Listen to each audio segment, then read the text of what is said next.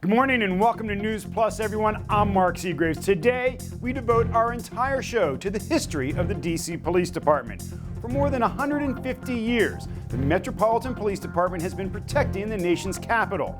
Today, we'll go inside the department's archives and see one-of-a-kind artifacts, from the first written record of Abraham Lincoln's assassination to the arrest records of the Watergate burglars and much more. It's all on News Plus, and it all starts right now. Over the years, the DC Police Department has collected hundreds of historical items that all help to tell the story of the Metropolitan Police Department. For years, the items were on display here at police headquarters. But the display was on the top floor of this building, and leaks in the roof put many of the artifacts at risk. So they were put into storage for safekeeping. Up until his retirement earlier this year, Lieutenant Nick Brule was in charge of caring for and cataloging all the items. On his last day on the force, Brule took the time to show off some of the most remarkable items in the department's collection.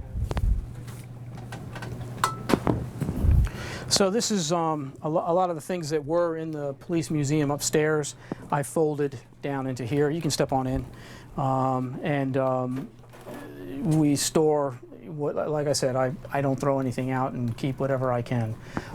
Packed in this, the Smithsonian packed that older officer's uniform for me. They stuffed it and puffed it up and packed it in an acid-free box, so we would make sure that uniform, isn't hurt. And according to when you talk to some of these folks, for a lot of these items to be displayed, it's 6 months on and 5 years off. So that's how I guess they rotate exhibits so that they don't get damaged. Brule is showing off the most valuable item the department has. This arrest book contains the first handwritten record of the assassination of President Abraham Lincoln. J.W. Booth was the person who shot the president. And it says the excitement was great throughout the precinct, the feeling deep, but the people were orderly. And again, I've got this translated in the file cabinet, and I can show you exactly what it says. But so this was the actual telegram that went out to all the precincts recording the assassination. And you can tell that it was open to this page because the ink is a little darker on some of the other pages. For example, that page is just a little bit darker. So that's one of the things we try. So what were some of the other things that happened on this same day? So you have, historically, you had John Parker, who's a private with the Metropolitan Police Department, who is supposed to have, as far as we know, escorted the president from the carriage to the booth, no pun intended, to watch, or the balcony to watch the performance of a play called Our American Cousin. I think they showed up late. And there's a lot of historic speculation about Parker. Why was he assigned? He was a notoriously bad policeman. And some of the records indicate that Parker, once he escorted him up to the balcony, left and either went to the saloon next door. Some have speculated that he was told to get a better seat, since Lincoln really had no notion of personal security like that, despite having been shot at. I think in between from the White House to the War Office, one night he was shot at, and of course he had come under fire at Fort Stevens. But also, interestingly enough, in that theater at that play was A.C. Richards, who's the major and superintendent of the Metropolitan Police Department. So he was there to immediately go and transmit the telegraph and to start things in motion to try and close bridges and all that kind of stuff. And it's my understanding that Booth was able to make it across, I think it was the Long Bridge before it was closed. So Parker disappears that night. He's not seen again until, I think, early the next morning, and he brings in a prostitute, which is just almost his way of covering something up. And she's immediately dismissed because not only do they not have time to deal with arrest for prostitution, but she clearly had nothing to do with the crime. And I have some photo copies of the detective log, which I believe is now part of the National Archives, where you can see Parker brings in somebody who's immediately dismissed. But items of evidence are recorded in that log. It's the Metropolitan Police Detective Log, so you have his hat, the pistol, opera glasses, items like that are all recovered as items of evidence. And where are all those items? Those are probably over at the Ford's Theater. They have a museum there. They do. Yeah, okay. They do. I believe the pistol is there. Okay. And I think even the ball is there, I think. Other items date back to the 1800s as well. including this police blotter from 1863. It's the oldest blotter the department has, and it paints a picture of Washington during the Civil War, when Union troops occupied the capital city. The police department had a terrible time with soldiers here. You had tens of thousands of soldiers camped out throughout the city. And it's allegedly told the story that, the term hooker came from General Joseph Hooker, his troops being so popular with the prostitutes that they called those hookers. They were hookers' girls, so the term's kind of stuck. I've been told that that's correct. I've also been told that that's not correct. I just think it's good lore. Stay right there, because when NewsPlus returns, artifacts from another assassination of a president and some rare and nasty tools the police have in their archives.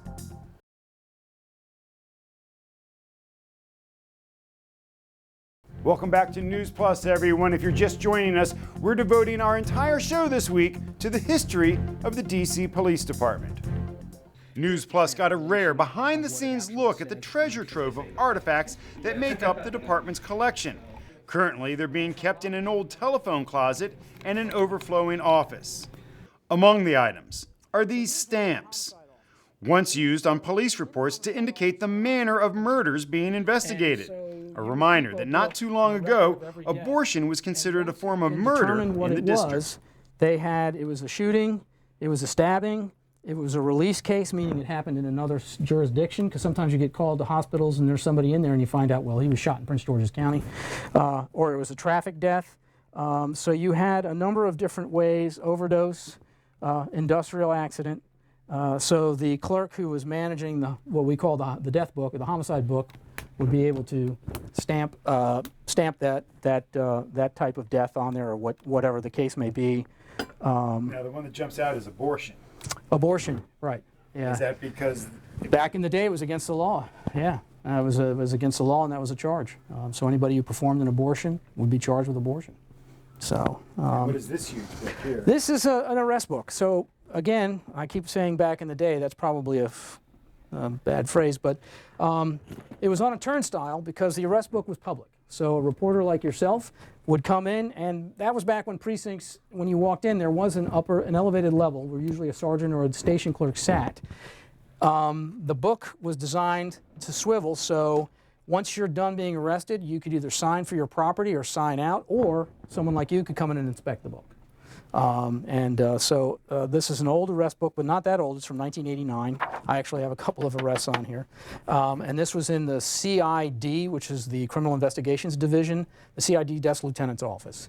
We don't have a CID Desk Lieutenant's Office anymore, but back in the day you did, for things like check and fraud, any prescription fraud that was going on, or any major narcotic cases or anything like that would all be booked through the CID Desk Lieutenant. And incidentally, that's where you were supposed to bring somebody if they were requesting political asylum.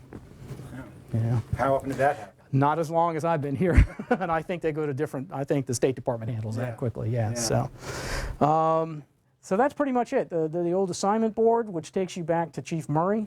If you ever watch Barney Miller and remember the peg board, that's kind of the same idea. You could pull these sticks in and out. The old beat maps. This is we don't have scout car beats anymore. The city used to be divided up into these scout car beats. And when I came on, I had Scout 63's beat, which is the biggest beat in the city, and that's all upper northwest. So you had Western Avenue to Military to Rock Creek, and that beat was almost as big as the 3rd District. That was my scout car beat when I came on. That's the huge beat to patrol. So now we have patrol service areas. Was there a car 54? Was there 54? Yes, there was in the 6th District. Car 54. Where are you? Right, car 54, where are you? Exactly. This was from a demonstration that folks were using. They had a rubber band behind it, and one of our officers grabbed it after it was left in the street, and it was U.S. out of everywhere. Matter of fact, I kept one of the sleeping dragons from IMF. And we have a team that comes and cuts folks out of these things. And what they would do is the protesters would lay down and link arms through this metal hold here, because you can't break their grip. Not without really hurting somebody, you can't. And with the PVC piping, you can't get into unlace their fingers, so what they would have to do is come in and gingerly carve to where they could then come and pry your fingers loose and yank you out of this thing. So you would get 10 or 12 demonstrators all laying down in the street, slung together like this, and you couldn't really move them. Uniforms also help to tell the department's story. This one dates back to 1880. Each of these gold bars on the sleeve represents 5 years of service. This was worn by a 30-year member of the department. So that's 35 years. Is this where copper comes from? No, copper comes from Chicago, and that term was coined in Chicago when I believe the badges, well, they had the pie plate badges in Chicago, and then they were made allegedly of copper, and that's my understanding. Again, that could be lore, but that's where Constable on patrol. Oh, the big buttons. it could very well be. I've heard Constable on patrol as well,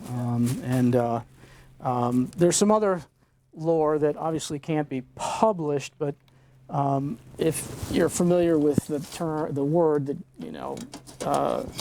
the F-bomb, Right. In English police blotters, if you were caught with a woman, you would be booked for unlawful carnal knowledge.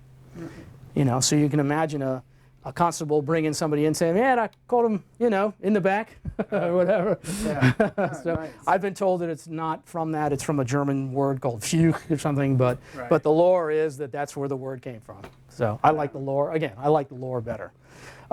This uniform is a reproduction, and it got AG buttons on it, so it's from the auxiliary guards, so it's very similar to what the auxiliary guard would have worn. They may have had that clacker, or I've just put this whistle on him because that's, they did have whistles. And in this if this were an officer's uniform, they would wear a chain hooked to their button because badges were frequent targets of being snatched off your chest. Even back in the early days, the old idea of, you take that badge off and I clean the floor with you or whatever. So badges were constantly being ripped off of uniforms. So they had a chain so you couldn't take them all the way up. This is that's from 1971 era, very similar to what they would have worn on May Day with the baseball helmets, 6 rounds of ammunition, the old mace, and back then, they even on the hot days in May they had to wear their what was called a combination coat or a reefer to be part of their uniform, and so that was very similar to what they would be wearing back then. And then this coat was actually found. This is beautiful, long winter coat, very thick. If you go through the pockets, you can see that you can, there's a side flap, I believe, on these pockets. Not on this one. Yeah, here, there's a side flap so you can get to your revolver if you have to. This was one of the winter coats that would have been worn in the 20s, 30s, right up into the 40s, I think. Of course, there are badges, lots of badges, including special badges issued for each presidential inauguration. And there are batons or nightsticks, including this one that wasn't department issued. When you press a button on the grip, little spikes pop out. Coming up, these spikes. I mean, that's just a nasty, nasty weapon. In the early days, many of these items were displayed in what the chief at the time called the Cabinet of Curiosities. So back in the 1880s, maybe a little bit earlier, the major and superintendent in charge of the police department kept a glass case of items of evidence and pieces of history that related to murder cases or any famous case. One of those pieces of history, these handcuffs used on the gunman who killed President James Garfield. One of the most fragile items is this wooden rattle, much like a baby's rattle. Officers would twirl it around to call for help. Rule says everyone who sees it asks to try it out, and the answer is always the same. Now, can you clack this for us? No, I don't want to, yeah. And I will tell you that the chief got ready to do it, and I was like, hey, chief, look what I got. No, please don't do that. There's more of our history lesson coming up next when NewsPlus returns. We look at some of the more recent history of the department, including the Air Florida crash into the 14th Street Bridge.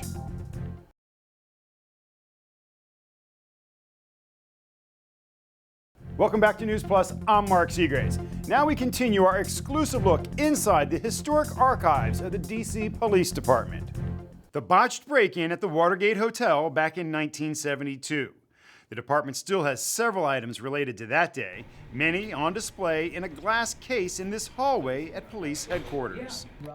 This handwritten arrest record shows the fake names each of the burglars gave to police the night they were arrested, And this picture shows the Paul officers Leeper, who were Carl first on the Schaeffler, scene and John the night Barrett. the call went out. Raul Godin, Jean Valdez, Edward Martin, and then there's another two on the other side. I'm not going to turn the page. And like I said, I couldn't remember which one Edward Martin was. It's in that book. But those were the aliases they gave when they were arrested. The officers arriving. And so this is a photograph of the officers who were in an unmarked sedan. Paul Leeper, Carl Schaeffler, and John Barrett. John Barrett being the one with the beard and the longer hair, and Leeper coming out of the driver's side, Schaeffler unfortunately turning away. That's basically where they were and when they pulled up, how they looked when they pulled up that night to respond to the call for the alleged break-in. In the same hallway, you can see an old gas lantern that once stood in front of a police station.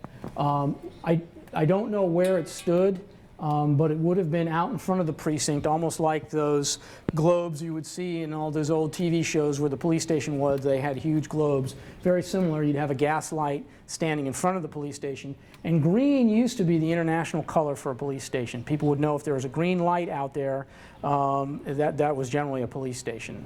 So we had a green lantern for marking where our police stations were. And one of the few remaining police call boxes that is still intact.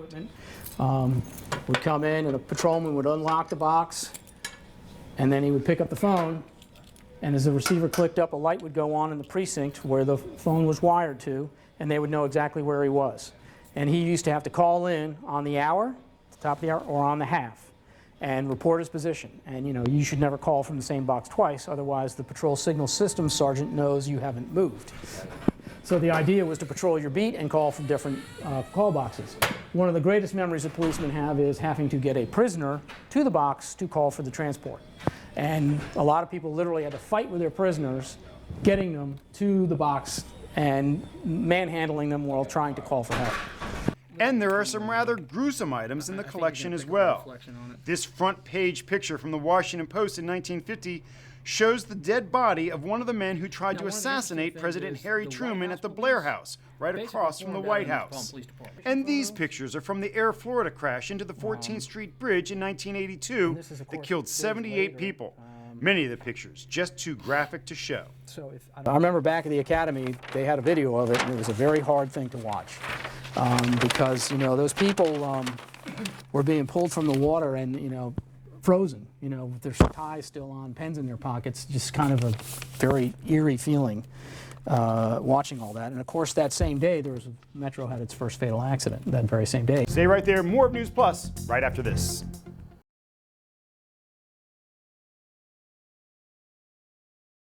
That's News Plus for this week, folks. If you want to find out more about the history of the Metropolitan Police Department, it's all right here in the 150th anniversary book, The History of the Metropolitan Police Department. You can get it online at the department's website. That's News Plus for this week. Remember, if you want to stay current with all the breaking news in our area, you should be following me on Twitter.